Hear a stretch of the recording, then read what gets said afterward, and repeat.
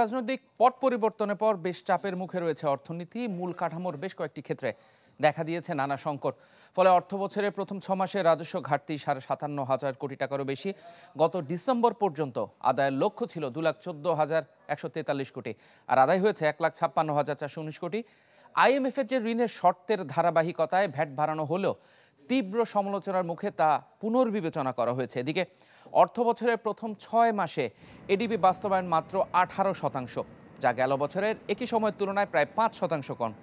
আর প্রথম 6 মাসে বিদেশি ঋণ পরিশোধ হয়েছে $198 কোটি, অর্থাৎ বছর ব্যবধানে বেড়েছে প্রায় 26%।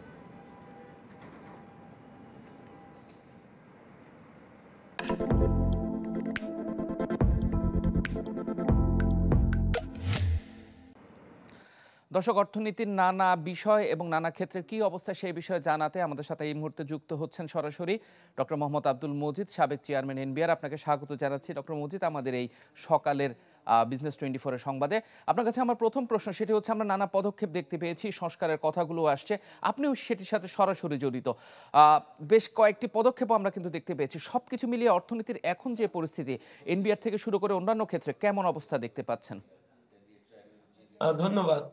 অ্যাকচুয়ালি এটা মনে রাখতে হবে, যেমনটি আপনি প্রথমেই বলেছেন যে এই বিগত 6 মাসে অর্থনীতি চাপের মুখে আছে ইত্যাদি। আমি মনে করি এটা অর্থনীতি চাপের মুখে 6 মাস আগের থেকেই শুরু হয়েছিল। যদি 5ই আগস্টের পট পরিবর্তন না হতো তাহলে এটা আরো বেশি চাপের মধ্যে পড়ে যেত। কেননা শেষের দিকে এমন কিছু অনিয়ম করে যাওয়া হয়েছে যাতে সেইটা ধবল সইতে মিনিমাম আরো 2-3 বছর লাগবে। তো এই কারণেই আমরা এই 6 মাসে যে অর্থনীতির যে চাপ বলছি বা অর্থনীতিতে যে রাজস্ব আহরণের আপনি নিম্ন গতি বা এডিপির বাস্তবায়নের যে নিম্ন গতি বলছেন, এগুলো সবই কিন্তু বাস্তবতার আলোকেই। সে আলোকটা হচ্ছে এই যে এত বেশি খরচ করা হয়ে গিয়েছিল এবং এখন যেহেতু ওই সমস্ত মাথাভারী প্রকল্পে কোনো কাজ করা হচ্ছে না, সেই জন্য এডিপির বাস্তবায়ন আপাতত 5% গত বছরের তুলনায় কম হয়েছে বলা হচ্ছে। আমি মনে করি এটা একটা পজিটিভ দিক এই জন্যেই যে অকাজে টাকা খরচ করে এডিপির বাস্তবায়ন বেশি দেখানো, এটা অর্থনীতির জন্য তো অবশ্যই লাভজনক না। আপনি যেমনটা আমরা দেখতে পাচ্ছি যে গত বছরের তুলনায় এবছর প্রায় 26% বিদেশি ঋণ পরিশোধের বাজেট বা পরিমাণ বা খরচ বেড়েছে। এটাও খুব স্বাভাবিক, যৌক্তিক। কেননা এত বেশি ঋণ নেওয়া হয়ে গেছিল এবং সেগুলো সব শর্ট টার্মের, হার্ড টার্মের লোন, যার জন্য এখন খুব লাফিয়ে লাফিয়ে এই বিদেশি ঋণের সুদের মাত্রা বাড়বে। তো সুতরাং প্রতি বছর 26% বাজেটের আগে আমরা বেড়েছে। দেখতে পাই একটা জিনিস, এটা ডক্টর মজিদ আপনার কাছে যে আচ্ছা, দ্বিতীয় প্রশ্নটি। বাজেটের আকারের ব্যাপারেও বলছি, বাজেটের আকারেও বলছি।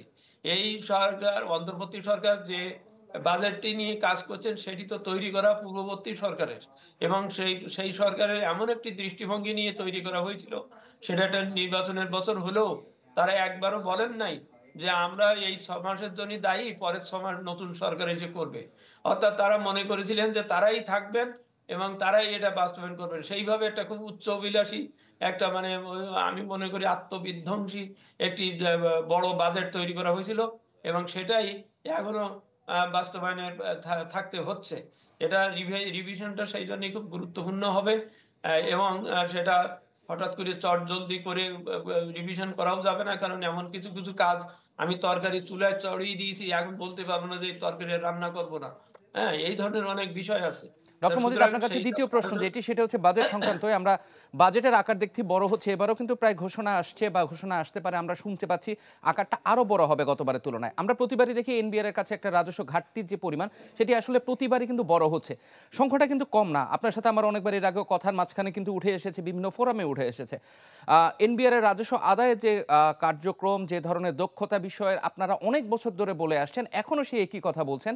পরিবর্তনটা আসলে কখন হবে, যে পরিবর্তনের মাধ্যমে আমরা দেখতে পাবো রাজস্ব আদায়ের যে ঘাটতি সেটি কমে আসছে, আর সাধারণ মানুষের মধ্যে যে ধরনের সত্যি কথা যদি বলা হয়ে থাকে, আশা আকাঙ্ক্ষার যে জায়গাটুকু আছে সেটি আসলে পূরণের জন্য NBRও কতটুকু কাজ করছে, সে ভয়ভীতির জায়গা থেকে আমরা বের হয়ে আসতে পেরেছি কিনা? জি, আপনি ঘাটতির শব্দটাকেই বেশি আমি জোর দিচ্ছি। আপনি বলছেন ঘাটতি, ঘাটতিটা হচ্ছে এই কারণে যে একটা বড় বাজেট বানিয়ে সেখান থেকে পুরোটা NBR এর কাছে দাবি করা হতো, সেইটার থেকে আপনি বিয়োগ করে বলছেন ঘাটতি বাড়ছে। আমি মনে করি আমার বাজেট আরো বড় হওয়ার কথা, দরকার, প্রয়োজন। কারণ আমার প্রাইভেট সেক্টরের কোনো বিনিয়োগ হচ্ছে না।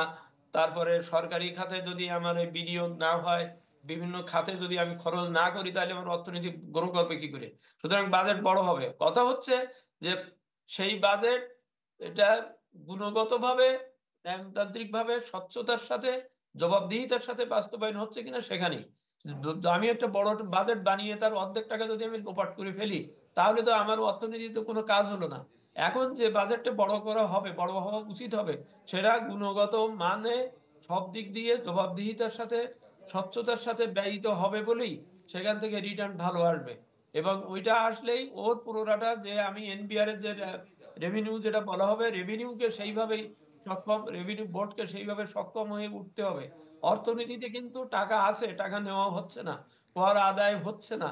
কর আদায় কেন হচ্ছে না, কোথায় কি করা উচিত, এই ব্যাপারে এনবিআর কে অবশ্যই উদ্যোগী হতে হবে, তাকে বাধ্য করতে হবে, তাকে জবাবদিহির আওতায় আনতে হবে যে আপনি এখান থেকে কর নিচ্ছেন না কেন, এখান থেকে নিতে পারছেন না কেন, আর ওখানে যেয়ে ওই সাধারণের উপরে আপনি এটা চাপাচ্ছেন কেন। এই জবাবদিহিতাটাও জনগণের সামনে করতে হবে, কারণ এটা জনগণের সরকার এবং জনগণই এর প্রত্যাশায় এই যে একটা স্বচ্ছতা ফিরে আসুক, জবাবদিহিতা ফিরে আসুক। এখান থেকে কেউ কর ফাঁকিবাজরা যেন কালো টাকায় এ টাকার নামে যেন জামাই আদর পেয়ে অন্যদিকে চলে না যায়। আর যাতে যা প্রকৃত, যার যার কাছ থেকে যা নেওয়ার কথা সেটা নেওয়ার, সে নিতে না পারার ব্যর্থতাটা আপনি সাধারণ করদাতার উপরে, যে রেগুলার করদাতার উপরে, তার উপরে আপনি চাপাবেন, এইটা হবে না। এইটার ডক্টর মজিদ, সংস্কার হবে। আপনার কাছে আমার সঙ্গে সময় সংক্ষিপ্ত, তাই সর্বশেষ প্রশ্ন করছি, খুব সংক্ষিপ্ত আকারে জেনে নিতে চাই, আগামী যে ঘোষণাগুলো আসবে বা বাজেটের যে অবস্থাটুকু হবে, অর্থনীতির যে অবস্থাটুকু যেতে পারে বলে ধারণা করছেন, সেখানে আপনি এই বিষয়টুকু নিয়ে কতটুকু আশাবাদী যে আমরা আসলে ভালো জায়গার দিকে যাচ্ছি? আমরা অবশ্যই আমরা আশাবাদী, কেননা আমি আবার বলছি, অপচয়, অপব্যয়, দুর্নীতির, অদক্ষতা বা কি বলে জবাবদিহিনতা যদি দূর করতে পারি বা দূর করা যায়, এবং দূর করতেই হবে, এটাই প্রত্যাশা, এটাই প্রার্থনা, এটাই প্রতিজ্ঞা। এখানে যদি আমরা সকলে, আমরা মানে শুধু এনবিআর না, আমরা মানে শুধু সরকার না, জনগণও সকলেই, সকল ব্যবসায়ী মহল, তারা শুধু দাবি জানিয়ে যাবেন যে আমারে কর কমান, কিন্তু একবারও বলবেন না যে আমি কিভাবে দেব, এটা দিতে পারি, আমার পাশের লোক দেয় না, অমুক লোক ফাঁকি দিয়ে চলে যাচ্ছে, তারা কিছু বলেন না বা বলবেন না, এইভাবে না। এখানে সকলকেই একসাথে একটা কনসার্টেড এফার্টে নিতে পারলে আমি অত্যন্ত আশাবাদী, এবং আশাবাদী আমাদের হতে হবে, কারণ এই অর্থনীতি এই জায়গায় এইভাবে পড়ে থাকতে পারে না। একে অবশ্যই উন্নতির পথে যেতে হবে, কারণ সামনে 2026 সালে আমরা একটা নতুন পরিস্থিতির পথে যাচ্ছি। সেখানে আমি যদি সত্যি পারফর্ম ভালো না করতে পারি, তাহলে কিন্তু আমার আমসালা দুটোই যাবে। সুতরাং I have to build my economy in a very serious way, so that আমি সামনের চ্যালেঞ্জগুলো মোকাবেলা করতে পারি। এখানে হচ্ছে ঝড় ঝঞ্ঝা বিক্ষিপ্ত একটা সাগরে যখন মাঝি যখন ওইটাকে ঠিক করে, বা ক্যাপ্টেন যখন ঠিক করে যে সেখানে কত স্ট্রিক্ট ভাবে এগোবে, তাহলে সে এগোতে পারবে, তা না হলে সে কিন্তু তার জাহাজ কিন্তু তলিয়ে যাবে।